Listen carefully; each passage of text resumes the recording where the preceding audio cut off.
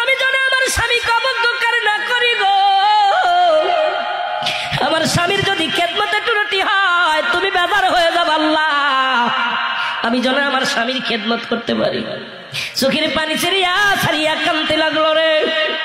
এই মুসলমান স্বামীকে বলে, স্বামী রে আপনি তাঁবুর মধ্যে থাকেন, আমি যাই গ্রামে যে কিছু আনতে পারি কিনা।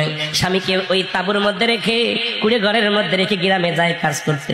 সারাদিন ভরে বিবি রহিমা মানুষের বাড়ি থালা বাটি মাঝে, সারাদিন ভরে মানুষের বাড়ি পানি উঠায়, সারাদিন ভরে মানুষের বাড়ি কাজ করে, বিনিময় কিছু জব পায়। এই জবগুলো আনিয়ে রুটি বানায়, খানা খায়।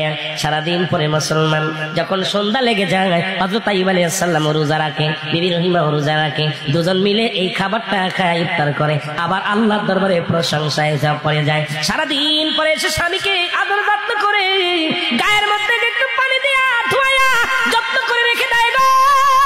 আমার সন্ধ্যার পর ইফতার করার পর স্বামীকে আদর যত্ন করে মুসলমান। এভাবে কাটতে লাগলো অনেকদিন, সময় কেটে গেল রে মুসলমান। কিন্তু আইয়ুব আলাইহিস সালাম ঈমান হারান নাই, আল্লাহর দরবারে প্রশংসা করে, আল্লাহ তুমি আমারে যত রোগ দাও না কেন আমি যেন একটা মিনিটের জন্য তোমারে না ভুলি। জোরে জোরে চিল্লায়া বলা যাবে না সুবহানাল্লাহ। হঠাৎ একদিন আইয়ুব আলাইহিস সালাম মুসলমান গায়ে যে পোকা ধরেছিল, দুটি পোকা হঠাৎ করে ঝরে পড়ে গেলেন।